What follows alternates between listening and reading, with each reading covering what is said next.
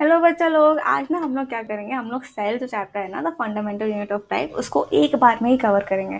ठीक है, तो स्टार्ट कर देते हैं हम लोग को पता है यार, सेल बहुत इंपॉर्टेंट चीज़ होती है ना। कितनी इंपॉर्टेंट, इतनी इंपॉर्टेंट कि वही डिसाइड करती है कि कोई भी चीज़ जो इस अर्थ में है उसको हम लिविंग बोलेंगे या नॉन लिविंग, क्या उसमें जान है या वो बेजान है।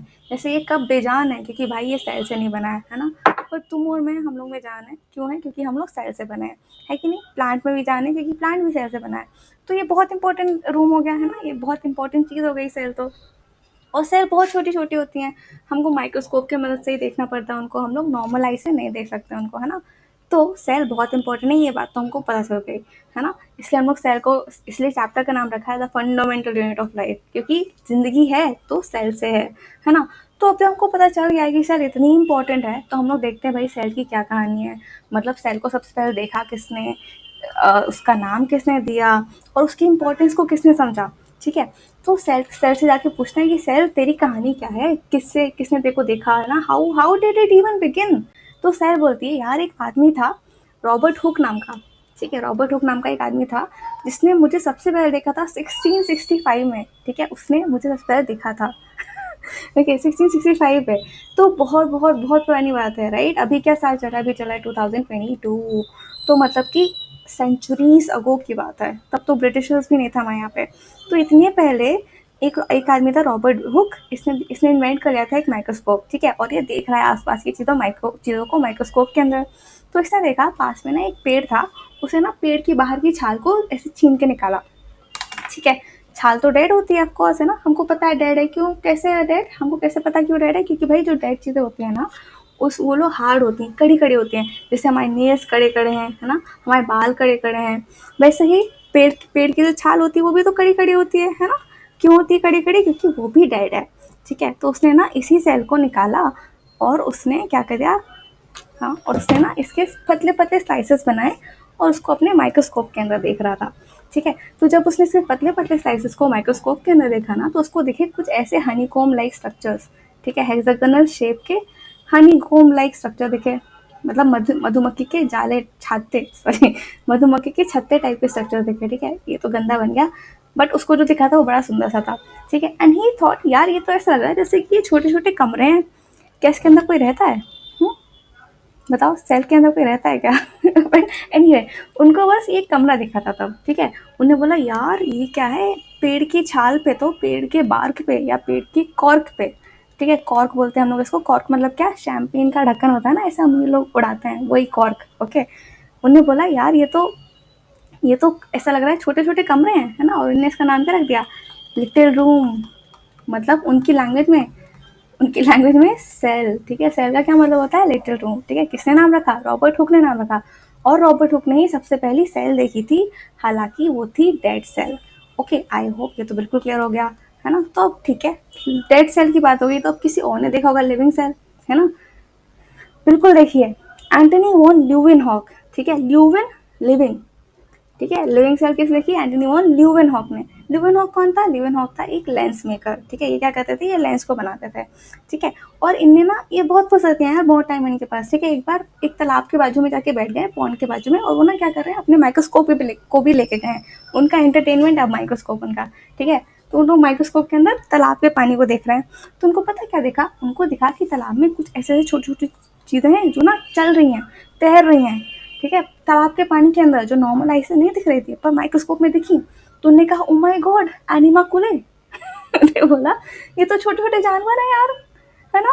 तो उन्होंने बोला कुछ तो चल रहा है, और उन्हें इस बारे में लोगों को बताया। ठीक है, कि प्लांट पॉन्ड के पानी में ना छोटे छोटे जानवर रह रहे हैं। फिर बाद में जैसे ही एडवांसमेंट हुआ, तो पता चला कि वो छोटे छोटे जानवर नहीं थे भाई, वो तो सिंगल सेल्ड ऑर्गेनिजम्स थे। वो हमारे छोटे छोटे एक ही सेल के बने हुए बैक्टीरिया थी, एक ही सेल के बने हुए प्रोटिस्ट थे। ठीक है, तो भाई एंटनी वॉन ल्यूवेनहॉक ने तो असल में क्या देखी, एक सिंगल सेल को देखा, है ना, जो लिविंग था, राइट। तो हम लोग बोलते हैं Antony van Leeuwenhoek was the first to discover a living cell. ठीक है, बढ़िया। फिर नेक्स्ट आते हैं हमारे रॉबर्ट ब्राउन। रॉबर्ट ब्राउन कौन है? Brown Monday. भाई ब्राउन मंडे है तो कुछ इंपॉर्टेंट चीज़ देखेंगे, है ना। इन्हें बिल्कुल बहुत इंपॉर्टेंट चीज़ देखी थी। इन्हें देखा था कि ये ना, जब भी सेल्स को देख रहे हैं माइक्रोस्कोप के अंदर, तो हर सेल के अंदर ना ऐसे एक गोला होता है जो स्टेन हो जाता है हमेशा। ठीक है, उन्होंने बोला यार, मेरे को पता नहीं है गोले का क्या काम है, पर मेरे को लग रहा है ये इंपॉर्टेंट है। ठीक है, और वो बिल्कुल सही थे, ठीक है, उनको ये लगा इम्पोर्टेंट है, इसलिए उन्होंने इसका नाम क्या रख दिया, न्यूक्लियस।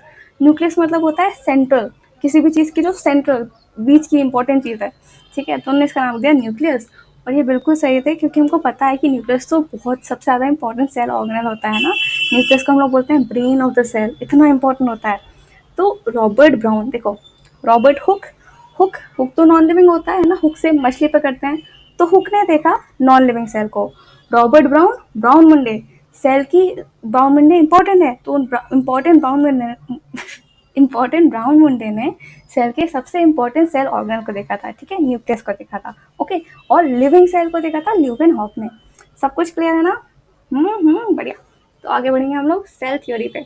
सेल थ्योरी किसने दी थी? दो आदमियों ने, शीलन एंड श्वान ने। भाई देखो, ये ना वो टाइम था जब ना माइक्रोस्कोप का ट्रेंड चल गया था, ठीक है, जैसे आजकल चलता है ना इंस्टाग्राम में, रील्स में एक ही गाने पे सब लोग करते हैं। जैसे कुछ टाइम पहले कच्चा बादाम वाला चला था, सब लोग बादाम बादाम कच्चा कच्चा बादाम कर रहे थे, है ना।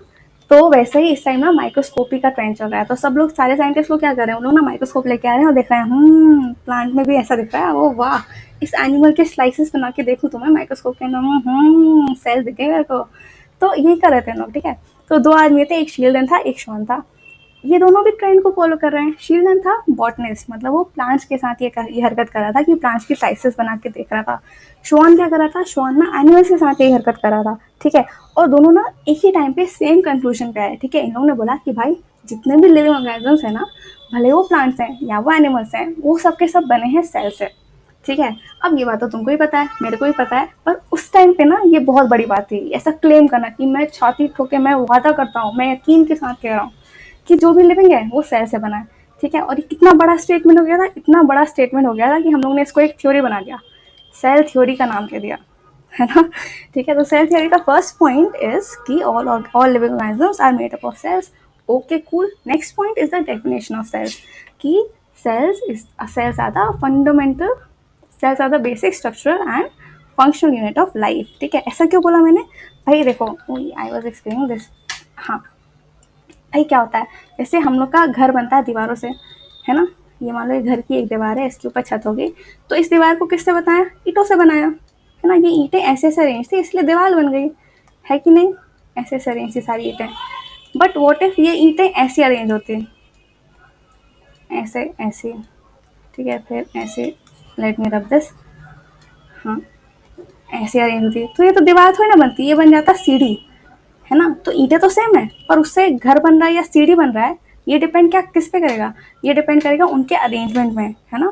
तो किसी भी कोई भी ऑर्गेनिज्म कैसा दिख रहा है ना। मेरे दो हाथ दिख रहे हैं, मेरे दो हाथ क्यों दिख रहे हैं? क्योंकि ना सेल्स ने यहाँ पे आके, 5 उंगलियां क्यों है? क्योंकि ना यहाँ सब में सेल्स ने सेल ऐसे अरेंज करके ये स्ट्रक्चर बनाया मेरा, है ना। जो भी स्ट्रक्चर दिख रहा है ना हमको, वो सेल्स ही बनाती हैं, ठीक है, लिविंग स्ट्रक्चर्स को, ओके राइट। जैसे कि इस घर के स्ट्रक्चर बनाया ब्रिक्स ने, तो ब्रिक्स हो गई इस बिल्डिंग की स्ट्रक्चरल यूनिट, ठीक है। पर मेरे स्ट्रक्चर को बनाया किसने? सेल्स ने, इसलिए मेरी स्ट्रक्चरल यूनिट कौन हो गई? Cells, okay alright. Functional unit क्यों भाई? क्योंकि पता है एक सेल वो सबसे छोटी यूनिट होती है जो ना लाइफ के सारे फंक्शंस परफॉर्म कर सकती है। लाइफ के फंक्शंस बोलते हो सांस लेना, खाना खाना, वेस्ट जनरेट करना, सारा का सारा एक सेल कर सकती है, ठीक है। इसलिए हम लोग बोलते हैं, जैसे कि अमीबा को देखो, अमीबा एक तो भले कितना इंडिपेंडेंट आदमी है ना, इसको बच्चे पैदा करना है तो खुद से कर लेता है, सांस भी ले लेता है, खाना भी खा लेता है ना। तो वही है, इसलिए बोल रहे हैं लोग, ठीक है, क्या बोल रहे हैं कि function and structural unit of life है सेल। बढ़िया। फिर ना इनको लोगों ने पूछा, अच्छा तुम बोल रहे हो सेल इतनी इंपॉर्टेंट है, तुम भी सेल से, मैं भी सेल से, तो बताओ बताओ सेल्स आई कहाँ से? ठीक है, तो ये बोलने लगे, आई थिंक ना ऐसे सेल्स ना हवा में उग जाते होंगे या फिर पानी में ऐसे स्पॉन्टेनियसली पैदा हो जाते होंगे, ऐसा बोला उन्होंने, ठीक है। लोगों ने लोग बोले इस पर तो मज़ा नहीं आया यार, ये तो सही नहीं लग रहा है, ठीक है। तो लोगों ने बोला नहीं नहीं तुम सही नहीं लग रहा है ये। तो इनको बचाने ना आया एक दूसरा आदमी, वर्चो, ठीक है। वर्चो क्या कर रहा है? वर्चो भी माइक्रोस्कोप का ट्रेंड है, तो ऑब्वियसली ये भी माइक्रोस्कोप में चीज़ें देख रहा है अपनी लैब के अंदर, ठीक है। पर इसने ना एक चीज़ देख ली। क्या चीज़ देख ली? इसने देख लिया एक तूफानी अमीबा को जो चाह रहा था बच्चे पैदा करना, ठीक है। ये बोर हो गया था ना अपनी लाइफ से, इसने बोला मैं आज तूफानी काम करूंगा, मैं आज बच्चे बनाऊंगा, तो बना डाले इसने बच्चे। देखो एक अमीबा से बन गए 2 छोटे छोटे डॉटर्स, ठीक है। तो उसने यही प्रोसेस होते हुए देख ली थी। तो इसने ये बड़ा खुश, बोलता वाह मैंने क्या अमेजिंग चीज़ देख ली, और ये अपनी लाश से बाहर आया और बहुत एक्साइटमेंट में ये चिल्लाया, ओमनी सेलुला ए सेलुला। लोग बोले क्या? तो बोलता है all cells come from pre existing cells. ठीक है, ओमनी सेलुला ए सेलुला का क्या मतलब है कि जो भी सेल्स दिख रही है ना हमको, ये पुरानी सेल्स से आई हैं। ठीक है, all the cells come from pre existing cells. और ये बन के अपना थर्ड पॉइंट सेल थ्योरी का। ठीक है, first point all living organisms are composed of cells. Second point, cell is the basic structural and functional unit of life. Third is all cells arise from pre-existing cells. Finish. Cell theory done. Yay. Next आते हैं हम लोग कहाँ पे? Next हम लोग आते हैं सेल ऑर्गेनल्स के बारे में। Okay, no no no wait, अभी तो ये देखना है हमको। हाँ, डिपेंडिंग ऑन कितनी सेल से बना एक ऑर्गेनिज्म, उसको हम लोग बोलते हैं यूनिसेलर या मल्टीसेलर। देखो भाई, कुछ ऑर्गेनिज्म होते हैं जैसे कि बैक्टीरिया या अमीबा, इन लोग का ना एक ही सेल में काम चल जाता है। ठीक है, इतने छोटे कमरे में रहते हैं इन लोग और उसमें पूरी जिंदगी बिता देते हैं एक ही कमरे में। ठीक है, तो ऐसे लोग जो एक सेल से बनते हैं उनको बोलते हैं हम लोग यूनिसेलर ऑर्गेनिजम्स। ठीक है, यूनि बोले तो वन, सेलुलर मतलब सेल, है ना, एक सेल से बना हुआ ऑर्गेनिज्म। ठीक है, नेक्स्ट क्या है? नेक्स्ट है मल्टी सेलर। मल्टी मतलब क्या? मल्टी मतलब खूब सारे सेल से बने। ठीक है, जैसे कि हम, प्लांट्स, इंसेक्ट्स, जो भी हमको दिखता है ना, जिसको देखने के लिए माइक्रोस्कोप की जरूरत नहीं पड़ती है, वो होंगे मल्टी सेलुलर। Okay, alright. उसके बाद एक टर्म आती है प्रोटोप्लाज्म। किसने दी? परकिंजी ने। इसका मतलब क्या होता है? इसका मतलब होता है living content of the cell, बोले तो साइटोप्लाज्म प्लस न्यूक्लियस। ठीक है, साइटोप्लाज्म इंक्लूड करता है उसके अंदर जो सेल ऑर्गेनल्स होते हैं उसको भी। ठीक है, तो इन सबको मिला करके बोलते हैं प्रोटोप्लाज्म। ठीक है, cytoplasm plus nucleus. All right, now we come to the types of cells. भाई अपन ने बोला कि सेल्स ऐसी हैं जैसे कि एक छोटा सा कमरा है ना, तो जैसे हर कमरा अलग अलग दिखता है ना, सबका घर अलग अलग दिखता है ना, कुछ कुछ के घर छोटे होते हैं, कुछ का घर पक्का होता है ना, वैसे ही ना सेल्स भी अलग अलग दिखती हैं। ठीक है, जैसे इसको देखो, ये है एक एग सेल। ठीक है, ये है स्पर्म सेल। ठीक है, ये है मोटू सेल मतलब कि फैट सेल, इसको बोलते हैं एडिपोसाइट। ऑलराइट, ये जो खतरनाक सी दिख रही है, ये ब्लू कलर की सेल, ये है अपनी नर्व सेल। ठीक है, इसी के कारण अपन सोच पाते हैं। इतनी खतरनाक दिख रही है ना, खतरनाक काम भी करती है ये, इसीलिए। ठीक है, ये क्या हो रहा है भाई? हाँ ओके, और ये अपनी आरबीसी, रेड ब्लड सेल, इसी कारण क्या होता है, ब्लड अपना लाल लाल होता है ना, केसरिया तेरा। Okay, no red. राइट ना, this is muscle cells. All right, तो ये अपनी सेल्स है ना अलग अलग दिखती हैं। ठीक है, चलो अपन देख लिया। ये है बोन की सेल। देखो बोन की सेल तो और भी खतरनाक, इसको एनीमे में डालना चाहिए ऐसी आंखों को, है ना। ओके, एनीवे, अब हम लोग आते हैं देखने के लिए इस छोटे कमरे में कौन रहता है। ठीक है, मैंने बोलता सेल एक छोटा कमरा है, लिटिल रूम, तो लिटिल रूम के अंदर भी बहुत सारे ऑर्गेनल्स रहते हैं। ठीक है, ये देखो, ये अपना न्यूक्लियस है, गोल्जी है, इन सब, ये लोग क्या कर रहे हैं अंदर, कैसी कैसी बातें करते हैं, उन सबको देखेंगे हम लोग। ठीक है, बट पहले let's develop a basic understanding of cell. ठीक है, सेल को समझने के लिए बहुत छोटा सा एग्जांपल दूंगी। ठीक है, ऐसे इमेजिन करो कि तुम लोग होली खेल रहे हो। ठीक है, तो होली में हम लोग क्या करते हैं, हम लोग गुब्बारे फुलाते हैं उसमें कलर भर के, है ना, तो हम लोग भी वैसे गुब्बारे फुला रहे हैं। ठीक है, तो ये अपना गुब्बारा, बलून जिसके अंदर भरा है कलर वाला पानी। ठीक है, तो ये जो बलून है ना, this can be thought of as a cell membrane. ठीक है, सेल में जैसे हाँ, ये हमारी सेल की कवरिंग होती है। ठीक है, बलून की जो रबर है वो सेल मेम्ब्रेन की तरह सोची जा सकती है, और इसके अंदर जो पानी है ना, it can be thought of to be equivalent to cytoplasm. ठीक है, साइटोप्लाज्म क्या होता है? साइटोप्लाज्म सेल के अंदर का जेली लाइक सब्सटेंस होता है। ठीक है, ओके, तो हमारा ये जो बलून है, ये सेल है अपनी। ठीक है, बलून जो पानी से भरा है। ठीक है, ओके, अब हम लोग आते हैं और सेल की, हर सेल की, ठीक है, जो सेल मेम्ब्रेन है ना, ये हर सेल के पास हो गई, भले ही वो प्लांट की सेल हो या वो बैक्टीरिया की सेल हो या वो हमारी सेल हो या वो कोई इंसेक्ट की सेल हो, सेल मेम्ब्रेन सबके पास होगी। ठीक है, सेल मेम्ब्रेन नहीं तो सेल भी नहीं। ओके, पर कुछ लोग होते हैं, उन लोगों को लगता है यार ये बलून, ये सेल मेम्ब्रेन तो कितनी मुलायम सी है, बड़ी सॉफ्ट सी है, मेरे को ना एकदम स्ट्रॉन्ग सी कवरिंग चाहिए, मैं चाहता हूँ कि मैं मेरे सेल को ना प्रोटेक्ट करके रखूँ। ठीक है, तो उन लोग क्या करते हैं, जैसे कि प्लांट्स तो भाई कहीं भाग ही नहीं सकते, है ना, उन लोग एक ही जगह पर खड़े होते हैं, तो उन लोग चाहते हैं कि मैं ना स्ट्रॉन्ग बनूँ। ठीक है, तो उन लोग क्या करेंगे, उन लोग ना अपनी सेल के ऊपर एक और कवरिंग चढ़ा देते हैं। ठीक है, उस कवरिंग को उन्होंने अपने फुग्गे के बाहर एक दीवार खड़ी कर दी है सीमेंट की। ठीक है, दीवार क्यों बोली मैं, क्योंकि इसका नाम ही है, देखो, सेल वॉल, सेल की दीवार। ठीक है, उन्होंने सेल के बाहर एक दीवार बना दिया है। ठीक है, कौन लोग? प्लांट लोग, क्योंकि वो भाग नहीं सकते ना, तो उन लोग चाहते हैं मैं स्ट्रॉन्ग बनूँ। ओके, तो इमेजिन करो तुम, एक सेल है, बलून टाइप का स्ट्रक्चर, उसके अंदर ना वो क्या करती है, वो ना सीमेंट बना बना के बाहर छोड़ती है, सीमेंट नहीं, सेल्यूलोज। मैं जो सीमेंट बोलते हैं, सीमेंट की नहीं होती है, वो सेल्यूलोज की होती है, ठीक है। सेल्यूलोज बना बना के सिक्रीट करती है और इससे वो अपने आसपास एक स्ट्रॉन्ग सी दीवार बना लेती है, ठीक है। रिजिड होती है ये बलून की तरह सॉफ्ट नहीं होती है, ये होती है स्ट्रॉन्ग रिजिड, ठीक है। बढ़िया। तो प्लांट की सेल वॉल बनी होती है किससे? सेल्यूलोज से, ठीक है, मेड अप ऑफ सेल्यूलोज। ऐसा भी लिख देते हैं कि इन प्लांट्स, ठीक है। बढ़िया। इसका फंक्शन क्या होता है? एक तो हमने देख लिया कि स्ट्रॉन्ग बनाना है ना, प्रोवाइड्स मैकेनिकल स्ट्रेंथ। सेकंड क्या है? सेल को फटने से बचाना। भाई तुम लोग देखो, यदि किसी किशमिश को पानी में रात में डाल के रख दो तो हम लोग को दूसरे दिन दिखता है कि वो तो एकदम फूल गई है ना, ऐसा गुप्पा फूल जाती है ना। सेल के साथ भी यही होता है, सेल्स ही पूरा फूल जाती हैं, तो यदि उनको पानी में डाल दो ना तो वो पूरी फूल जाती है। और अपनी जो सॉफ्ट सॉफ्ट सेल्स हैं, बलून की तरह नाजुक नाजुक गुगली गुगली मुश, वो लोग ना क्या होते हैं, वो लोग तो फटे जाते हैं, ठीक है। पर प्लांट की सेल तो स्ट्रांग है ना। तुम लोग छू के देखो अपने आप को, soft soft so soft googly googly gush. Plant को छुओ, होते हैं क्या सॉफ्ट? नहीं होते ना। क्यों नहीं होते? क्योंकि इनके पास सेल वॉल है ना। और यही स्ट्रॉन्ग सी सेल वॉल, यही स्ट्रॉन्ग सी सीमेंट की लेयर है जो प्लांट को पानी में, यदि उसको डाल दिया जाए प्लांट की सेल को पानी में, तो उसको फूटने से बचाती है, ठीक है। तो हम लोग लिखते हैं कि प्लांट सेल वॉल का फंक्शन है कि उसको बस्ट होने से बचाए, ठीक है। बढ़िया।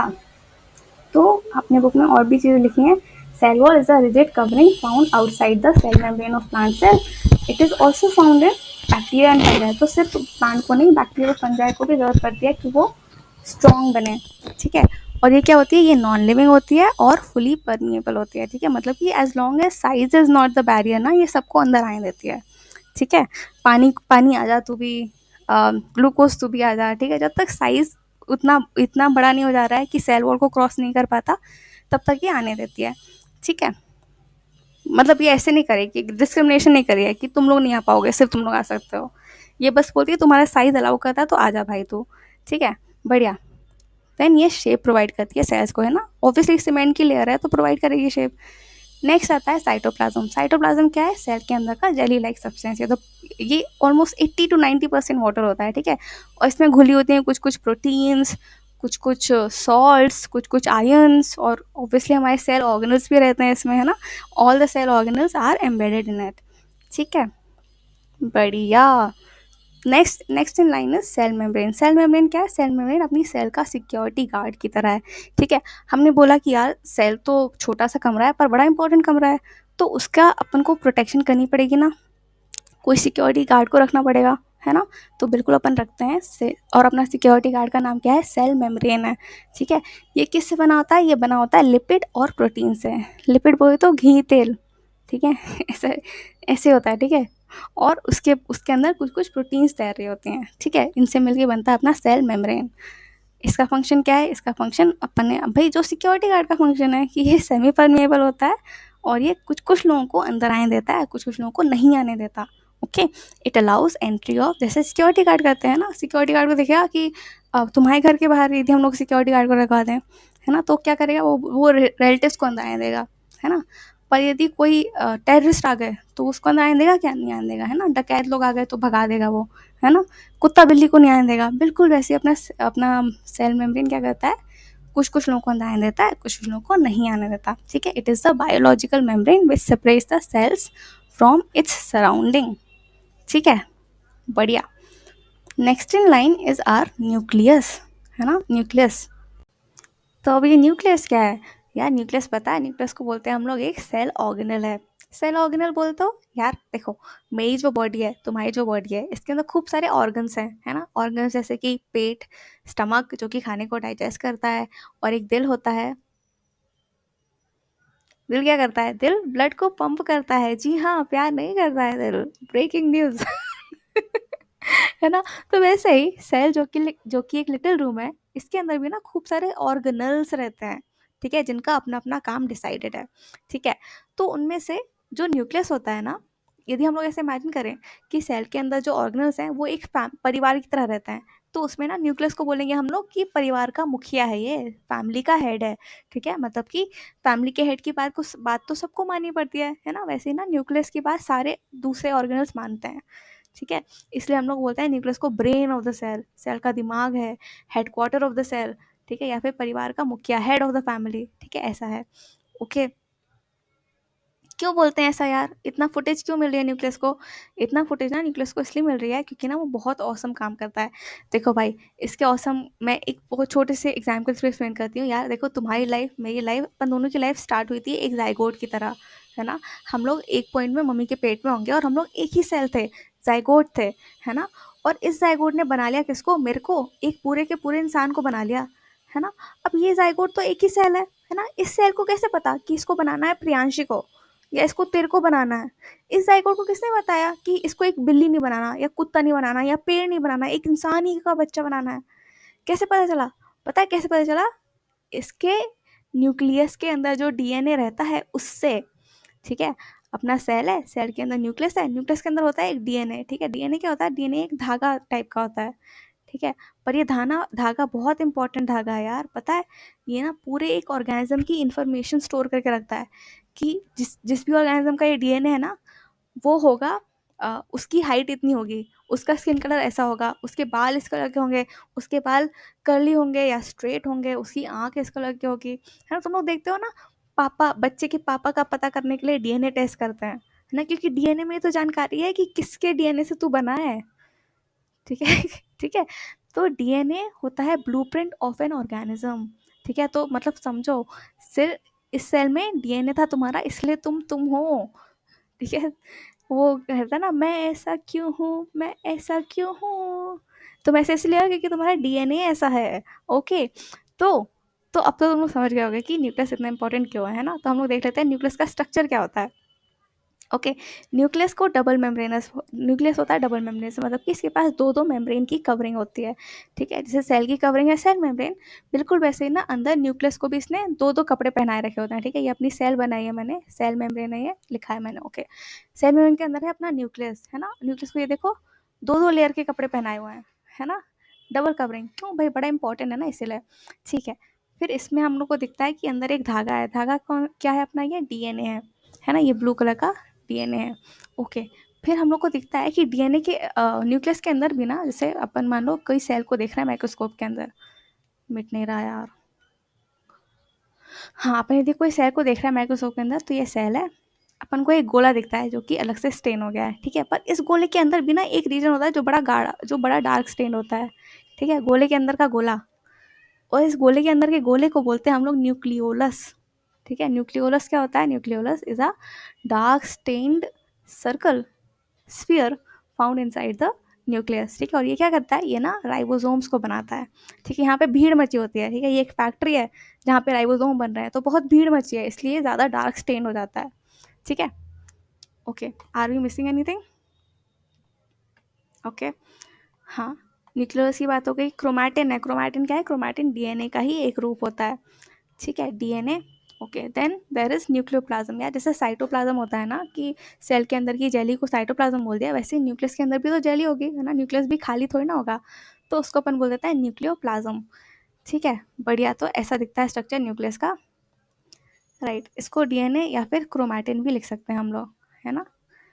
Chromatin, alright. फंक्शन क्या होता है डीएनए के? सबसे पहले तो स्टोर्स जेनेटिक इन्फॉर्मेशन, है ना? तुम्हारा पूरा कच्चा चिट्ठा है तुम्हारे डीएनए के अंदर, ठीक है? जेनेटिक इन्फॉर्मेशन को स्टोर करता है। सेकंड क्या है? Controls functions of the cell, day to day activity, मतलब सेल को आज कौन सी प्रोटीन बनानी है, कौन सा हार्मोन बनाना है, उस प्रोटीन को कहाँ पे छोड़ के आना है, वो सारा भी डीएनए बताता है। ओके, देन इसका बहुत इंपॉर्टेंट रोल होता है सेल डिवीजन में। यार अपन ने देखा कि डीएनए ही तो है जो तुम्हारा आइडेंटिटी है ना, एक तरीके से। तो यदि एक सेल को जिसकी आइडेंटिटी है उसको अपने बच्चे बनाना है ना, तो उसको अपनी आइडेंटिटी का हिस्सा देना पड़ेगा दोनों को, है ना? तो जब भी सेल को डिवाइड होना होता है ना, तो उसके सबसे पहला स्टेप होता है कि उसको अपने न्यूक्लियस की दो कॉपी बनानी पड़ती है, ठीक है? फोटो कॉपी बनाता है वो अपने डीएनए की। एनीवेज आगे देखेंगे हम लोग, अभी देखते हैं क्रोमैटिन वर्सेस क्रोमोसोम क्या होता है। यार अपनी बुक में कितने सारे टर्म्स हैं ना, क्रोमैटिन, क्रोमोसोम, जीन्स, डीएनए, है ना? तो डीएनए तो एक धागा है, ठीक है? क्रोमैटिन क्या है? क्रोमैटिन ना डीएनए का ही एक रूप है, डीएनए का रिलैक्स वाला रूप। नॉर्मली हमारे सेल में ना डीएनए ऐसे रिलैक्स करके चिल मार के खड़ा होता है, ठीक है? उसको हम लोग बोलते हैं chromatin, relax form of DNA. पर जब सेल को डिवाइड करना होता है ना, तो यही डीएनए ऐसे ऐसे बहुत ऐसे कंडेंस हो जाता है, ठीक है? सिकुड़ जाता है। तो जब डीएनए को अपने सिकोड़ दिया तो बन जाता है क्रोमोसोम, ठीक है? Chromatin is relax form of DNA, but during cell division DNA becomes condensed, ठीक है। वो क्या करते हैं अपन, वो ना क्या करते हैं, अपने धागे को ना प्रोटीन के अराउंड ऐसे लपेट देते हैं, ठीक है। क्यों लपेटा, क्योंकि यार इसको डिवाइड करना है ना, यदि ऐसे बिखरा होगा तो कैसे डिवाइड कर पाएगा वो, है ना। तो वो ऐसे क्या करता है, ऐसे बुन लेता है प्रोटीन के अराउंड, ऐसे लपेट देता है, ठीक है। तो जब प्रोटीन के अराउंड लपेट जाता है डीएनए, तो उसको हम लोग बोल देते हैं क्रोमोसोम, ठीक है। ये कब होता है, जब सेल को डिवाइड करना होता है, ओके राइट। सेल को डिवाइड करना है तो डीएनए का बहुत इंपॉर्टेंट काम आ गया, तो डीएनए एकदम ऐसे अलर्ट हो गया, यस सर, और एकदम कंडेंस हो गया है ना, ऐसे आराम से पड़ा नहीं है, ठीक है। नॉर्मल सेल के ऐसा रहता है, ओके। अपने अपने पास ना यदि अपनी सेल को डिवाइड करना होता है तो वो भी ऐसे अपने प्रोटीन के अराउंड बांधता है डीएनए को, और ऐसे टोटल 46 प्रोटीन के अराउंड डीएनए वाले हो जाते हैं क्रोमोसोम्स, ठीक है, ओके। अब हम लोग आ जाते हैं प्रोकैरियोट्स और यूकैरियोट्स में। डिपेंडिंग ऑन कि सेल का न्यूक्लियस ने कपड़े पहने हैं या नहीं पहने, मतलब कि सेल के न्यूक्लियस के पास मेम्ब्रेन है या नहीं है। देखो डीएनए तो सबके पास होगा, डीएनए तो इम्पोर्टेंट है ना, कच्चा चिट्ठा है डीएनए, तो डीएनए दोनों के पास है। पर यदि उस डीएनए के ऊपर ना है मेम्ब्रेन, हाँ, तो उसको हम लोग बोल देते हैं यूकैरियोट। और प्रोकैरियोट क्या है यार, प्रो मतलब प्रिमिटिव, कैरियन मतलब न्यूक्लियस, ठीक है। पुराने ज़माने में जो इंसान थे, जो गुफाओं में रहते थे, क्या उन लोग कपड़े पहनते थे, नहीं पहनते थे, है ना। और ये जो अपना प्रोकैरियोटिक सेल है, ये भी उनकी तरह प्रिमिटिव है, पुराना है ना। तो क्या इसका न्यूक्लियस पहनेगा कपड़े, नहीं पहनता, है ना। इसका nucleus is not enclose by a nuclear membrane, ठीक है। और बाकी का भी कोई भी सेल ऑर्गेनल जिसको मेम्ब्रेन की ज़रूरत है, ये उसको भी नहीं रख पाता है यार। ये अपने डीएनए को कवरिंग नहीं कराया, तो क्या ये किसी और ऑर्गेनल को करवाएगा, नहीं करवाता, ठीक है। तो यूकैरियोटिक सेल ऐसी होती है, ठीक है। ऐसे देखो मैंने बनाया सिंपल सा, सिर्फ डीएनए बना हुआ है ना, ये डीएनए है, और ये कुछ कुछ लड्डू हैं राइबोसोम्स, ठीक है। राइबोसोम्स क्यों है इसमें, क्योंकि राइबोसोम्स के पास कोई कवरिंग नहीं होती है, ओके। इसका एग्जाम्पल हो जाएगा bacteria, right. Now we come to eukaryotes. Eukaryotes मतलब कि अमीर सेल, उसके न्यूक्लियस को मेम्ब्रेन पहनी हुई है, ठीक है। आराम से कपड़े पहने हैं न्यूक्लियस ने, न्यूक्लियस को बड़ी इज्जत दी जा रही है, दो दो मेम्ब्रेन है, डबल डबल कपड़े पहने इसने, है ना। और बाकी भी मेम्ब्रेन बाउंड सेल ऑर्गेनल्स होते हैं यूकैरियोटिक सेल में, ठीक है। बढ़िया, ये अपन ने बनाया हुआ एग्जाम्पल हो जाएगा एनिमल, प्लांट्स, मच्छी, मक्खी, मच्छी, हाँ, मकड़ी, मच्छर, सब, okay right. Now we come to Golgi apparatus। Golgi apparatus is like cell का मिडिल चाइल्ड, ठीक है। क्यों, क्योंकि इससे ना खूब सारा काम करवाते हैं। गोल्जी कैसा दिखता है, गोल्जी होता है system of membrane bound vesicles arrange in sacs called system, मतलब कि बोरियाँ, बोरियाँ और गोले, ठीक है। ये देखो तो फोटो देखो इसकी, बोरियाँ, एक बोरी, दो बोरी, तीन बोरी और गोले, बन गया गोल्जी ठीक है। गोल्जी ऐसे ही दिखता है यार, ठीक है। अपना मिडिल चाइल्ड क्यूट सा दिखता है, क्यूट सा दिखता है, और इसके बहुत सारे काम होते हैं, जैसे कि क्या, इसको ना प्रोटीन की पैकेजिंग, सेल ने बना ली प्रोटीन, उसने दे दिया गोल्जी को, ए ले भाई पैक कर इसको, ठीक है। उसे बोला ए मेरे को काम नहीं है इसका, तू अभी स्टोर करना, ओके, डब्बे में पैक करके रखना अपने पास। तो बोलता है ओके भाई साहब। फिर इन लोग बोलता है यार ये प्रोटीन में मज़ा नहीं आ रहा, इसमें तुम ना एक लिपिड जोड़ दो, तो वो काम भी अपना मिडिल चाइल्ड करता है, गोल्जी अपना, ठीक है। बोलता है ला भाई प्रोटीन, ये प्रोटीन मिल गई इसको, ये एक लिपिड को लाके ऐसे जोड़ देगा उस पर, लो बन गया तुम्हारा शेक ठीक है। तो मॉडिफिकेशन, ठीक है, modification of proteins, right. Delivery of proteins, postman भी है अपना, पोस्टमैन नहीं, पोस्ट ऑफिस है, ठीक है। ये बना रहा है कि ये प्रोटीन बन गई ना, ये प्रोटीन तू ना जा सेल के बाहर जाके सीक्रेट हो जा, ठीक है, या तू जाना इस माइटोकॉन्ड्रिया के पास जाके रहने लगा, ठीक है। तो ये काम करता है अपना गोल्जी। फिर प्लस ये ना एक बहुत मिडिल चाइल्ड बदमाश होता है ना, तो ये एक बहुत बदमाश बदमाश से सेल ऑर्गेनल को ही बनाता है, ठीक है। ये बनाता है लाइसोसोम्स को। लाइसोसोम्स क्या होते हैं, ऐसे गोले होते हैं जिनके अंदर बहुत गंदे गंदे एंजाइम्स भरे होते हैं, ठीक है। लाइसोसोम एक गोला होता है जिसके अंदर ना खूब गंदे गंदे एंजाइम्स हैं। कितने गंदे, इतने गंदे ना कि ये किसी भी चीज़ के ऊपर गिर जाए तो उसको पूरा का पूरा ख़त्म कर देते हैं, उसको टुकड़े टुकड़े कर देते हैं उसके, ठीक है। हम लोग पढ़ेंगे लाइसोसोम के बारे में आगे, ओके। आई गया लाइसोम, ठीक है। लाइसोम को बोलते हैं वेस्ट डिस्पोजल सिस्टम या फिर suicidal bag of the cell. जैसे हमारे पास आता है ना गाड़ी वाला आया घर से कचरा निकाल, वैसे ही सेल के पास अंदर ही लाइसोम्स हैं, ठीक है। लाइसोम्स क्या होते हैं, मेम्ब्रेन फिल्ड सैक्स, है ना, बोरियाँ हैं, ठीक है। हम लोग तो नॉर्मली गोल बनाते हैं इनको लड्डू टाइप का, पर ये किसी भी शेप का हो सकता है, ठीक है। बट इंपॉर्टेंट क्या है कि इसके अंदर गंदे गंदे एंजाइम्स भरे होते हैं, ठीक है। हाइड्रोलिटिक एंजाइम्स या डाइजेस्टिव एंजाइम्स, ओके। क्या होता है, सेल के अंदर यदि कोई भी ऐसी चीज़ आ गई जो सेल को नहीं चाहिए, सेल चाहता है कि इसको ख़त्म कर दिया जाए, तो सेल बोलता है ए लाइसोम, लाइसोम को सुपारी देता है, ठीक है। बोलता है वो गुंडे छोड़ देगा, ठीक है, बोलेगा ए भाई इसको डाइजेस्ट कर दे तू, उड़ा दे इसको, ठीक है। Waste disposal system of cells, ठीक है। कोई भी फॉरेन मटेरियल आ गया उसको मार देगा, कोई बैक्टीरिया घुस गई उसको मार देगा। यहाँ तक कि कोई सेल ऑर्गेनल जो बूढ़ा हो गया है और वो काम नहीं कर पाया, जैसे माइटोकॉन्ड्रिया बूढ़ी हो गई है, वो काम नहीं कर पा रही है अच्छे से, तो उसको उसके ऊपर भी ना क्या करेंगे, ये लाइसोम को छोड़ देंगे और वो माइटोकॉन्ड्रिया को डाइजेस्ट कर देगा, ठीक है। Waste disposal of the system for digesting foreign materials या फिर ओल्ड सेल ऑर्गेनल्स। प्लस जब सेल डैमेज हो जाती है ना तो बोलती है कि भाई मैं अब जिंदा नहीं रह सकती, मेरे को मेरा काम नहीं हो रहा, तो खुद ही सुसाइड कर लेती है, ठीक है। और वो क्या करती है, अपने सारे के सारे लाइसोम्स को बोलती है कि तुम लोग सब बस्ट हो जाओ, सब फूट जाओ, और उसका गंदा गंदा जो एंजाइम्स हैं वो पूरे में फैल जाता है, तो वो सेल खुद ही डाइजेस्ट हो जाती है, ठीक है। तो प्रोग्राम सेल डेथ मतलब कि अपोप्टोसिस, ये मैंने लॉन्ग वीडियो में एक्सप्लेन किया है, अभी इस पर नहीं लगाएंगे टाइम, ठीक है।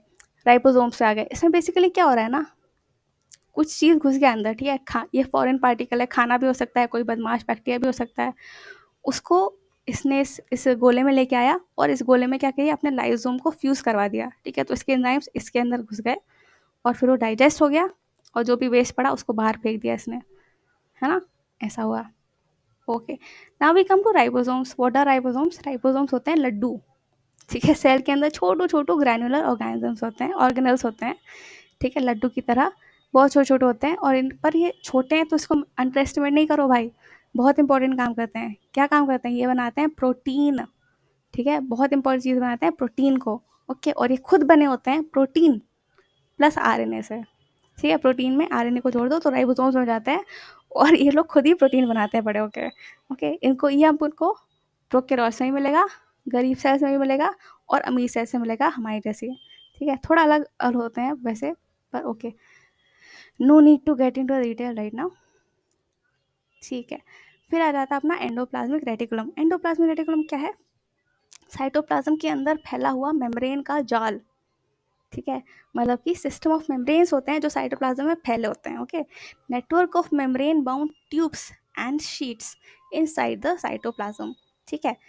और इसका स्ट्रक्चर बिल्कुल वैसे होता है जैसे कि प्लाज्मा मेम्ब्रेन का होता है। प्लाज्मा मेम्ब्रेन या फिर सेल मेम्ब्रेन किससे बनती है भाई लोग, बताओ तो मेरे को। सेल मेम्ब्रेन बनती है लिपिड प्लस प्रोटीन से, राइट। सेल मेम्ब्रेन बनती है लिपिड प्लस प्रोटीन, तो ये भी बनी होती है लिपिड और प्रोटीन से, ठीक है। क्या कर रही होती है ये, देखो ये ऐसे दिखती है, ये अपना न्यूक्लियस है ना, न्यूक्लियस से कंटिन्यूएशन में ऐसे निकलते हैं लोग, ठीक है, ऐसे ऐसे निकलते हैं, ओके। इसको अपन 3D में बनाएंगे तो ऐसा ऐसा हो जाएगा, है ना। Okay, I am giving up this is time consuming also, ठीक है। तो ऐसा कुछ होता है अपना एंडोप्लाज्मिक रेटिकुलम, ठीक है। ये पूरी सेल में फैला होता है अपन, ओके। दो प्रकार के होते हैं इन लोग, जाल अपना दो प्रकार का है, एक है चिकना चुपड़ा जाल, ठीक है, इसको बोलते हैं हम लोग स्मूथ एंडोप्लाज्मिक रेटिकुलम। दूसरा होता है रफ एंडोप्लाज्मिक रेटिकुलम। रफ क्यों? क्योंकि ना अपने जो राइबोसोम्स हैं, जो प्रोटीन की फैक्ट्री होते हैं, जो प्रोटीन बनाते हैं, राइबोसोम को कौन बनाता है?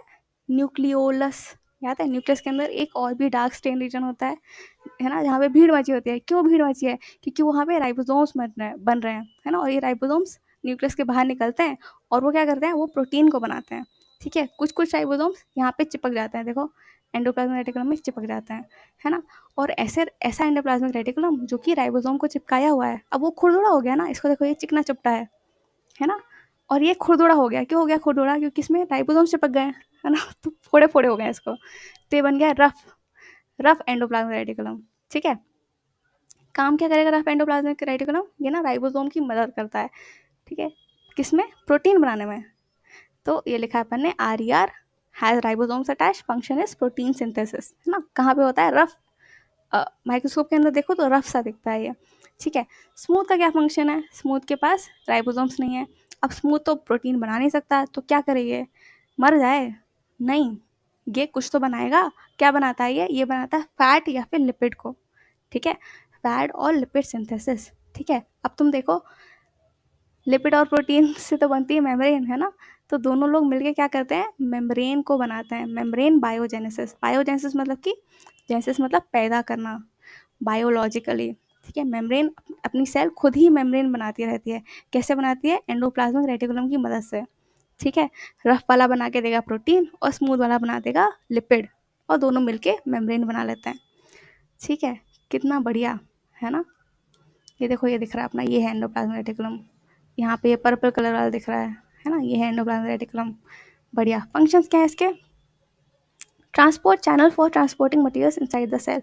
यार देख, क्या होता है ना, मान ले सेल के अंदर यहाँ पे कोई बैठा है, ठीक है, उसको जाना है यहाँ पे, तो वो क्या करता है, इसके ऊपर फिसल पट्टी करेगा, फी वी वी वी करके यहाँ पे पहुँच जाता है।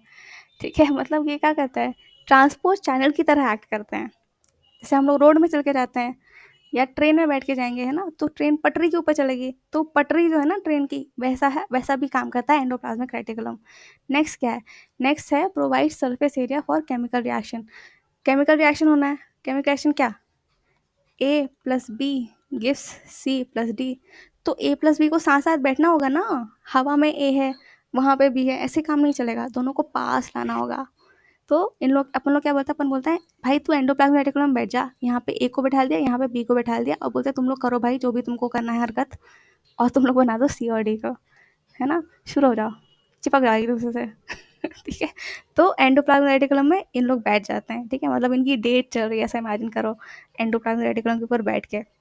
ठीक है, next is they perform detoxification in liver cell. मतलब अपने बॉडी में जो भी चीज़ें आती है ना, जिसको अपन को प्रोसेस करके बाहर निकाल सकते हैं हम लोग, वो काम करता है एंडोप्लाज्मिक रेटिकुलम।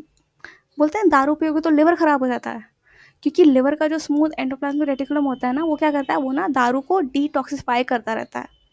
ठीक है, स्मूथ ईआर का फंक्शन क्या है? डिटॉक्सिफिकेशन। कौन से स्मूथ ईआर का? लिवर वाले स्मूथ ईआर का, लिवर वाले सेल्स का स्मूथ ईआर का। ठीक है, हेपाटोसाइट्स बोलते हैं उनको। एनीवे, अब आ गए अपन माइटोकॉन्ड्रिया में। माइटोकॉन्ड्रिया ऐसा दिखता है भाई, ठीक है, मेम्ब्रेन का बना होता है। एक मेम्ब्रेन बाहर, उसके बाद एक मेम्ब्रेन अंदर। ठीक है, ये देखो, ये एक आउटर मेम्ब्रेन है जो डार्क ग्रीन दिख रही है, आउटर मेम्ब्रेन, इसके अंदर एक इनर मेम्ब्रेन है। Let me change the marker colour, यार ये तो अच्छा कलर नहीं है ना। Let's pickup, let's say orange, orange सब में चलेगा। हाँ, ये आउटर मेम्ब्रेन है, ठीक है, आउटर मेम्ब्रेन, इसके अंदर एक और इनर मेम्ब्रेन है ना, इसमें भी देख लें, आउटर मेम्ब्रेन, ये अंदर वाली इनर मेम्ब्रेन। ठीक है, और इनके अंदर भी लिक्विड है जिसका नाम है मैट्रिक्स। ठीक है, सेल के अंदर है साइटोप्लाज्म, माइटोकॉन्ड्रिया के अंदर है मैट्रिक्स, न्यूक्लियस के अंदर है न्यूक्लियोप्लाज्म, है ना। और इन दोनों मेम्ब्रेन के बीच में कोई जगह होती है, उसको हम लोग बोलते हैं intermembrane space. No need to remember it अभी। हाँ, पर ये दिख रहा है तुमको लाल कलर का धागा? दिख रहा है क्या? ये मैट्रिक्स में पड़ा है जो लाल कलर का धागा, ये कुछ और नहीं है, ये अपना डीएनए है। पता है तुम लोग को ये बात? माइटोकॉन्ड्रिया के पास खुद का डीएनए होता है। नहीं, नो किडिंग, नो किडिंग, सच में होता है। ठीक है, और इसमें ना कुछ कुछ गड्ढे बने होते हैं, जो कि क्या एक्ट करते हैं, जो लोग ऐसे डोर की तरह एक्ट करते हैं कि यदि किसी चीज़ को माइटोकॉन्ड्रिया के अंदर घुसना होता है तो वो स्पोर से घुसता है, सिमिलरली उससे बाहर भी आता है। ओके, राइट, हमने देख लिया स्ट्रक्चर। बाहर एक मेम्ब्रेन है, अंदर एक मेम्ब्रेन है, अंदर की मेम्ब्रेन के अंदर पानी भरा है, मैट्रिक्स है ना, और डीएनए भी है। पानी नहीं लिखना, मैट्रिक्स लिखते हैं उसको, ठीक है, और उसी में डीएनए तैर रहा होता है, राइट। Mitochondria is called powerhouse of the cell. क्यों? क्योंकि ये बनाती है एनर्जी, है ना, ये बनाती है एनर्जी, इसलिए इसको बोलते हैं अपन, यह सेल की छोटू सी एनर्जी बनाने वाली फैक्ट्रीज। ओके, बनाते हैं एनर्जी एटीपी के फॉर्म में। इसका स्ट्रक्चर दिख रहा है, ये देखो अपन को, एक आउटर मेम्ब्रेन है, एक इनर मेम्ब्रेन है। आउटर मेम्ब्रेन में, ये आउटर मेम्ब्रेन है ना, आउटर मेम्ब्रेन में कुछ कुछ पोर्स हैं, ताकि किसी चीज़ को अंदर आना है तो वो इससे घुस जाए, है ना। Okay, inner membrane, inner membrane बहुत फोल्डेड है, बहुत ज़्यादा ऐसे फोल्डेड है ना, इसमें भी दिख रहा है, प्लस इसमें भी अपन देखा था इनर मेम्ब्रेन अंदर अंदर घुसी हुई है ना, ये देखो घुसी है अंदर, और इसके फोल्ड को बोलते हैं cristae. Okay, CRISTAE, cristae, right, folds of inner membrane. इसके पास दो मेम्ब्रेन है। ओके, लिख दिया अपन ने, बाहर की पोरस है, अंदर की डीपली फोल्डेड है। ठीक है, mitochondria contains many enzymes for respiration. Energy जो बनती है एटीपी, वो ना कैसे बनती है, अपन रेस्पिरेशन करके लेते हैं। ठीक है, हम लोग जो सांस लेते हैं ना, ब्रीदिंग करते हैं। ब्रीदिंग क्यों करते हैं? क्योंकि ये ऑक्सीजन को भेजा जाता है हर एक सेल के पास, और सेल करती है रेस्पिरेशन, और रेस्पिरेशन से निकालती है वो खाने, रेस्पिरेशन में क्या होता है, खाने को अंदर लेती है और निकलता है एटीपी। आलू अंदर, सोना बाहर, ठीक है, ग्लूकोज अंदर, एटीपी बाहर, ऐसा होता है रेस्पिरेशन में। ठीक है, इसलिए अपन बोलते हैं माइटोकॉन्ड्रिया को powerhouse of the cell, right. Mitochondria has its own DNA and ribosomes, obviously, नहीं ऑब्वियसली नहीं, अपन ने देखा भी अपन ने देखा भी, ठीक है। इसलिए ना ये अपनी खुद खुद की कुछ कुछ प्रोटीन्स ही बना लेती है, पर सारी प्रोटीन्स नहीं, ठीक है। कुछ कुछ पर ये खुद खुद कर सकती है मैन्युफैक्चर, ओके। राइबोसोम का फंक्शन, राइबोसोम माइटोकॉन्ड्रिया का फंक्शन क्या है? ऑब्वियसली सबसे पहला है कि एनर्जी बनाना है इसका एटीपी करके, दूसरा है कि ये रेस्पिरेशन को कैरी आउट करती है, ओके। ये प्लास्टिड, प्लास्टिड क्या है? ये प्लास्टिड, प्लास्टिड भाई प्लास्टिड ना ऐसे होते हैं, ऐसी एक ऑर्गेनल होते हैं जो कि मिलते हैं सिर्फ प्लांट सेल्स में, ठीक है। और ये दो दो प्रकार के होते हैं प्लास्टिड्स। एक ऐसे होते हैं जो ना रंग बिरंगे हैं, रंगीले प्लास्टिड, ठीक है। जो रंगीले प्लास्टिड हैं उसका नाम रखते हैं हम लोग क्रोमोप्लास्ट। क्रोमा बोले तो कलर, ओके। प्लास्ट प्लास्टिड से आया है ना, ऐसे प्लास्टिड जो कलरफुल है, रंगीले हैं, उनको बोल देते हैं हम लोग क्रोमोप्लास्ट, ठीक है। दूसरा होता है ल्यूकोप्लास्ट। ल्यूकोप्लास्ट बोले तो कलरलेस प्लास्टिड, ठीक है। इनकी ज़िंदगी में कोई कलर ही नहीं है, ठीक है। और ऐसे क्रोमोप्लास्ट में ना एक प्लास्टिड होता है जो कि हरे हरे रंग का होता है, ठीक है ना। हम पे ये किसने हरा रंग डाला, वो वाला, ओके। नहीं वो वाला नहीं, क्लोरोप्लास्ट है ये, हरे रंग का प्लास्टिड है, ठीक है। हरे रंग का क्यों है? क्योंकि ना इसके पास होता है क्लोरोफिल। कुछ पिछले जन्म की यादें आ रही हैं क्या क्लोरोफिल वाली?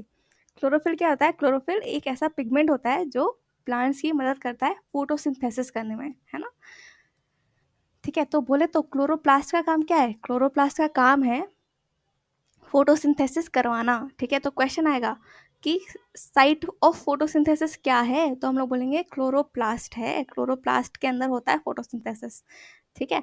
बढ़िया। फोटोसिंथेसिस क्या होता है? मतलब कि ग्लूकोज ग्लूकोज बनाता है प्लांट उससे, ठीक है। बड़ा इंपॉर्टेंट चीज़, इसलिए प्लांट खाना बना रहा है, ग्लूकोज क्या है? खाना है ना।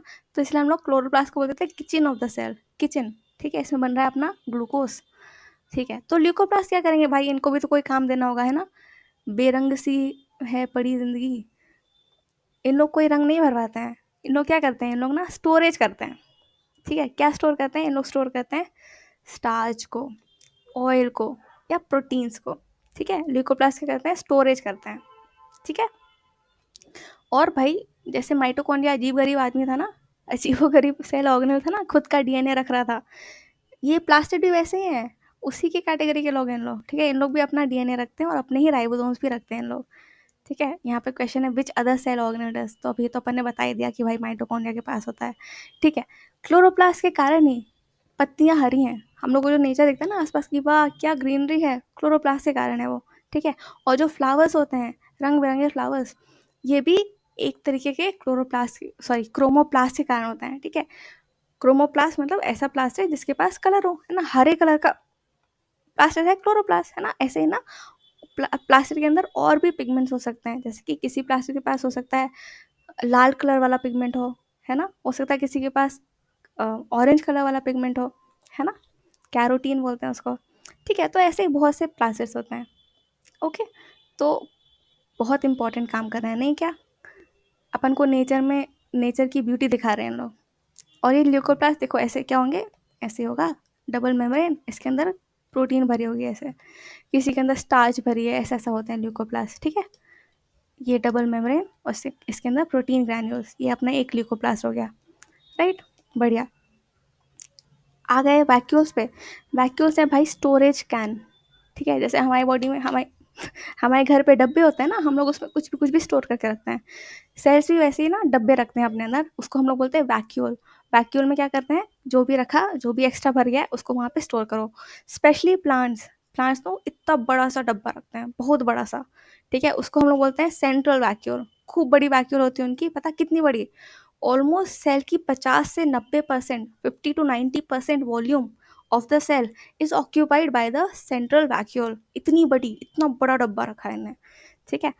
और इस वैक्यूल में क्या रखते हैं इन लोग? रखते हैं सेल सैप को, ठीक है। सेल सैप क्या होता है? सेल सैप मेनली पानी पानी, ठीक है। उसमें कुछ कुछ चीज़ें डिजॉल्व होती हैं, ठीक है। जैसे कि हो सकता है खाना डिजॉल्व हो सकता है किसी वेस्ट को डिजॉल्व कर दिया हो सकता है सॉल्ट को डिजॉल्व कर दिया है, ठीक है।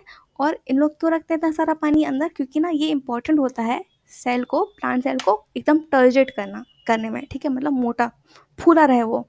यदि ये सेल से बाहर निकल गया तो प्लांट सेल का जो अंदर होता है ना वो ऐसा चिपक जाता है, ठीक है।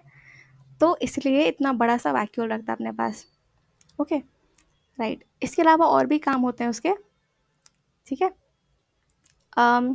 जैसे कि देखो बता ही देती हूँ मैं। ये अमीबा के अंदर ना अपन ने पढ़ा था कि यार आरबीसी को यदि यदि एनिमल सेल को पानी के अंदर डालो तो वो बस्ट हो जाती है, क्योंकि नाजुक होती है, सेल वॉल नहीं है। पर अपना अमीबा, इसके पास भी सेल वॉल नहीं है, पर ये नहीं फूटता। पता है क्यों नहीं फूटता? क्योंकि ना इसके पास होती है वैक्यूल, कॉन्ट्रैक्टाइल वैक्यूल। ठीक है, ये क्या करता है, कॉन्ट्रैक्टाइल वैक्यूल्स में पानी भरता है।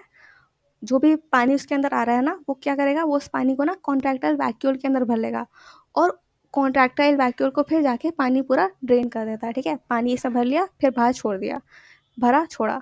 ठीक है, ये देखो, ये यहाँ पे भर रहा है पानी, है ना, भर रहा है पानी, पानी भर गया अंदर, फिर इसने कॉन्ट्रैक्टाइल वैक्यूल का पानी को छोड़ दिया। ओके, तो काफ़ी स्मार्ट है अमीबा, है कि नहीं? है ना? तो यूनिसेलुलर ऑर्गेनिजम्स में वैक्यूल का काम हो सकता है क्या, खाने को स्टोर करना, या फिर पानी और एक्सेस वेस्ट को स्टोर करना, को फेंकना। ठीक है, अपन ने देख लिया कैसे करता है। ओके, यूनिसेलुलर में ये काम होता है, खाने का स्टोरेज, फूड वैक्यूल में, या फिर ये करना। ओके, प्लांट और एनिमल सेल में अलग अलग रोल होता है। ठीक है, प्लांट में होता है एक ही वैक्यूल होगा, बड़ा सा होगा। ठीक है, और ये क्या करता है, ये पानी को स्टोर करता है ना, और प्लांट को रिजिड बनाने में मदद करता है। पर हमारे सेल में जो वैक्यूल्स होते हैं ना, वो छोटे-छोटे बहुत सारे होते हैं। ठीक है, जैसे 1 वैक्यूल, 2 वैक्यूल, 3 वैक्यूल, छोटे-छोटे होंगे और न्यूमरस होंगे। ठीक है, फंक्शन क्या होता है, स्टोरेज करना। अपने अपने पास जैसे कुछ एक्स्ट्रा बचा है तो अपन डब्बे में रखते हैं ना, जैसे इस डब्बे में मैंने रखा है पानी, है ना, वैसे एनिमल सेल के पास बहुत सारे डब्बे होंगे, अलग अलग डब्बे में। इसमें मैं रखती हूँ मेरे माइक को। ठीक है, ये डब्बा है, तो अलग अलग डब्बे में अलग अलग चीज़ें रखी होंगी, खूब सारे डब्बे होंगे और अपने पास। ओके, उसमें हो सकता है न्यूट्रिएंट रखा हो सकता है पानी रखा हो, या फिर इवन वेस्ट भी रखा हो सकता है। ठीक है, बढ़िया। तो सेल ऑर्गेनल्स की बात खत्म, लास्ट पार्ट में आ गए हम लोग सेल डिवीजन में। ठीक है, तो इसका शुरुआत मैंने एक बड़े अच्छे डायलॉग से की है, ओमनेस सेलुला ए सेलुला, you know what that means, right? तो दो प्रकार के होते हैं सेल डिवीजन। ऐसा ना किसी ने बोलता है कि सेल का पर्पस होता है एक और सेल बनाना। किसी भी, जैसे तुम लोग की लाइफ का कोई पर्पस होगा, वैसे ही सेल का पर्पस होता है कि उसको बनानी है एक और सेल, उसको अपने बच्चे बनाने हैं। ठीक है, तो हम लोग चलो सेल डिवीजन के बारे में पढ़ते हैं। सेल डिवीजन बोलते हो वो हरकत जो सेल करता है अपने बच्चे बनाने के लिए। ठीक है, process by which cell divides to produce daughter cells is called cell division. Okay, right, let's meet this mister amoeba. ठीक है, मिस्टर अमीबा इज़ वेरी तूफानी। ये क्या कर रहा है, इसको बनाने हैं बच्चे। ओके, तो ये बोलता है यार मैं कैसे बनाऊँ? तो अब इसको पता है कि यार सेल डिवीजन से बना सकता है बच्चे, है ना। सेल डिवीजन अब होता है दो प्रकार का। यदि उसको चाहिए कि उसके जो बच्चे हैं वो बिल्कुल उसी की तरह दिखें, तो वो करता है माइटोसिस। ठीक है, माइटोसिस में क्या होता है, जो बच्चे सेल्स होते हैं ना, वो बिल्कुल एग्जैक्ट डिट्टो कॉपी होता है अपनी मम्मी के। नेक्स्ट होता है मियोसिस। मियोसिस में क्या होता है, मियोसिस में बच्चे डिट्टो कॉपी नहीं होते हैं। ठीक है, तो हम लोग देख लेते हैं सबसे पहला माइटोसिस, मोस्ट कॉमन मेथड अपनी सेल्स में। ठीक है, भाई तुम जब पैदा होता है तुम ऐसे चुन्नू मुन्नू प्यारे प्यारे बच्चे थे, अब तुम लोग इतने बड़े से हो गए हो, है ना। कैसे हो गए, क्योंकि ना अंदर की सेल्स थी ना, अंदर की सेल्स ना डिवाइड कर करके तुम्हारी बॉडी को बढ़ाई हैं। ठीक है, ऐसा तो नहीं था कि बाहर मैल आके चिपक गया और तुम लोग बड़े हो गए मैल के कारण। नहीं ना, अंदर की सेल्स डिवाइड हुई थी। ठीक है, तो अब जब अंदर की सेल डिवाइड हो रही है, स्किन की सेल डिवाइड हो रही है और नई स्किन बना रही है, तो वो तो चाहेगी ना कि उसकी तरह हो, जो उसके बच्चे बन रहे हैं, जो एक सेल से एक स्किन की सेल बना दी, दो स्किन की सेल, तो वो चाहेगा कि ये दोनों स्किन की सेल दिखें, है ना। ऐसा नहीं हो कि यहाँ पे आँख वाली सेल आ जाए एक, है ना, या नर्वस नर्वस सेल आ जाए, नहीं ना। तो अपन चाहते हैं कि जो बच्चे बने एग्जैक्ट वैसे ही बने, है ना। तो ग्रोथ के लिए माइटोसिस को यूज़ करती है हमारी सेल्स। ठीक है, इसलिए ये सबसे कॉमन होता है ग्रोथ के लिए और रिपेयर के लिए भी। तुम्हारी चोट लग गई तो अपन वही सेल बनाएंगे, है ना, exact same. Daughter cells are exactly the same as mother cells. Number of chromosomes in daughter cell is exactly the same, मतलब कि बंधा हुआ डीएनए से जो तितलियां बन जाती हैं, है ना, जब हम लोग डीएनए को प्रोटीन के अराउंड बांधते हैं तो ऐसे तितली शेप बन जाता है ना। तो अपन अपन का ये जो तितली शेप का डीएनए है, मम्मी के पास जितने हैं क्रोमोसोम्स, बिल्कुल उतने ही होंगे बच्चे के पास। Okay, right, growth and repair ये लिखा है अपन, देखो कैसा होता है। ये मान लो ये मम्मी है अपनी, दिस विल बी ओके, हो गया यार पापा। ठीक है, ये अपनी मम्मी है, मम्मी के पास है दो क्रोमोसोम्स। ठीक है, दो क्रोमोसोम्स हो गए। मम्मी ने बोला यार मेरे को दोनों बच्चों को देना है, तो मैं क्या करूँगी, ये ना सबसे पहले इसकी फ़ोटोकॉपी बनाती है। ये क्रोमोसोम थे दो, है ना, इनने क्या किया, फ़ोटोकॉपी बना ली। ये एक की फ़ोटोकॉपी बन गई और ये दूसरे की फ़ोटोकॉपी बन गई। ठीक है, बढ़िया। फिर वो क्या करेगी, फिर ना वो इसको बीच से फाड़ देगी। ठीक है, ऐसे ये मान लो ये एक क्रोमोसोम था, उसने फ़ोटोकॉपी करके दूसरा बना लिया। ठीक है, फिर वो ना इसको फाड़ देती है, एक को पहली डॉटर के पास, एक को दूसरी डॉटर के पास दे देगी, ठीक है। तो यही हुआ, देखो एक के पास ये आ गया, एक के पास ये वाला आ गया। इसका क्या हुआ सीन, ऐसे बना देते हैं, चलो इसको ऑरेंज बना देते हैं, मम्मी के पास भी ऑरेंज है ना। तो ये एक के पास ये वाला आ गया और एक के पास ये वाला आ गया, ठीक है। समझे क्या हुआ, मम्मी के पास जो क्रोमोसोम्स हैं मम्मी के पास भी ऐसे ही दिख रहे हैं, है ना, बच्चे के पास भी ऐसे ही दिख रहे हैं, ठीक है। तो जो बच्चे हैं वो डिट्टो कॉपी अपने मम्मी के, किस में, माइटोसिस में। अब एक दूसरे प्रकार का सेल डिवीजन भी होता है जिसको हम लोग बोलते हैं मियोसिस। मियोसिस में क्या होता है, मियोसिस ना एक स्पेशल प्रकार का डिवीजन है और बहुत कम जगह पे होता है, ऑब्वियसली तभी तो स्पेशल है। कहाँ पे होता है, रिप्रोडक्टिव ऑर्गन्स में, ठीक है। किस काम के लिए आता है ये, जब भी सेक्सुअल रिप्रोडक्शन कर होता है ना, तब तब करते हैं हम लोग इसको। और हमने देखा था कि माइटोसिस में तो सेल एक ही बार डिवाइड हुई, मियोसिस में पता है क्या होता है, मियोसिस में सेल 2 बार डिवाइड होती है, ठीक है, 2 बार डिवाइड होती है। तो 2 बार डिवाइड होगी, एक बार सेल ने डिवाइड किया तो बना 2 बच्चा, है ना। एक बार और डिवाइड करेगी तो टोटल बताओ कितना बच्चा बना, 4, है ना। 1 2 3 4, 4 बन गया, 4 न्यू सेल्स बनते हैं, 2 बार डिविजन्स होते हैं, ठीक है। पर्पस क्या है, ये जो मियोसिस की हरकत की जा रही है ये की जाती है सेक्सुअल रिप्रोडक्शन के लिए, ठीक है, गैमीट्स बनाने के लिए। गैमीट्स बोले तो स्पर्म सेल्स और एग सेल्स, ठीक है। तो इसमें क्या होता है देख लेते हैं भाई अपन लोग ये भी, डैम। इसमें क्या होता है देख लेते हैं हम लोग, चलो। ये मान लो ये अपनी मम्मी है, ठीक है। मम्मी ने सबसे पहले तो माइटोसिस, सबसे पहले क्या करेगी ना मम्मी, माइटोसिस में जैसे क्या था कि इनको अपने क्रोमोसोम की फोटोकॉपी करनी होगी, है ना। तो ये हरकत तो कर ली मम्मी ने, ठीक है। देखो ये ऐसे थे, अब ऐसे बन गए हैं, है ना, फोटोकॉपी तो हो गई। नेक्स्ट ना ये क्या करती हैं, ये ना बीच से फाड़ती नहीं है, ये क्या करती है ना, अपने एक क्रोमोसोम को एक बच्ची को दे देती हैं और दूसरे क्रोमोसोम को दूसरी बच्ची को दे देती हैं, ठीक है। बीच में फाड़ने वाली हरकत नहीं हुई, बस एक एक क्रोमोसोम एक बच्ची के पास, दूसरा क्रोमोसोम दूसरी बच्ची के पास चला गया, ठीक है। अब इन लोग क्या करेंगे, अब इन लोग फाड़ने वाली हरकत करेंगे, ठीक है। और इन लोग फाड़ेंगे तो देखो ऐसा हो जाएगा, ठीक है। 4 डॉटर बन गई हैं। बीच में और भी कुछ कुछ तांडव होता है, खूब सारा ड्रामा होता है, पर अपन को वहाँ पे नहीं जाना है, ऐसी हरकत होती है, ठीक है।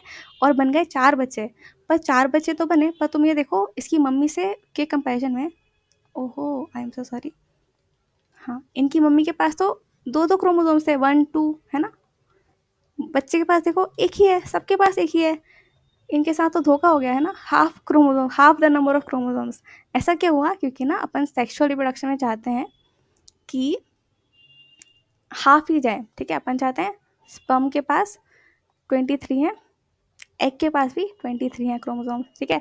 फिर लोग जब मिलेंगे ना, इनका फ्यूजन जब होगा तो एक ही सेल बन जाते हैं लोग, जिसको हम लोग बोलते हैं जाइगोट, है ना। और जो वेट के दिख नहीं होगा शायद, है ना, जाइगोट बन गया। जाइगोट के पास इन दोनों का ना क्रोमोसोम्स ऐड हो जाते हैं और फिर हमारे पास वापस से 46 हो जाएंगे, ठीक है। क्यों कर रहे हैं हम लोग ऐसा, ऐसा हम लोग इसलिए कर रहे हैं क्योंकि हम लोग चाहते हैं कि जो बच्चा पैदा हुआ है ना उसके पास भी उतने ही क्रोमोसोम्स हों जितने कि मम्मी और पापा के पास हैं, ठीक है। नहीं तो तुम लोग इमेजिन करो कि यदि मम्मी भी ऐसा बनाती सेल जिसके पास है 46 क्रोमोसोम, पापा भी 46 क्रोमोसोम वाला भेज देते, तो बच्चे के पास तो हो जाते हैं 98 क्रोमोसोम्स। फिर वो बच्चा अपने बच्चे बनाता तो उसके पास डबल, फिर ट्रिपल, मतलब इतना क्रोमोसोम की ज़रूरत नहीं है ना। तो हम लोग क्या करते हैं, हम लोग ऐसी सेल्स बनाते हैं जिसके पास half the number of chromosomes है, ठीक है। तो ये था मियोसिस और इसी के साथ हमारा कंप्लीट हो जाता है आज का वीडियो। ये I hope you like it and enjoyed it as much as I did. तो ठीक है, बढ़िया, बाय बाय। वीडियो को लाइक करो और सब्सक्राइब भी करो। बाय दोस्तों, बाय दोस्तों। कल मिलेंगे।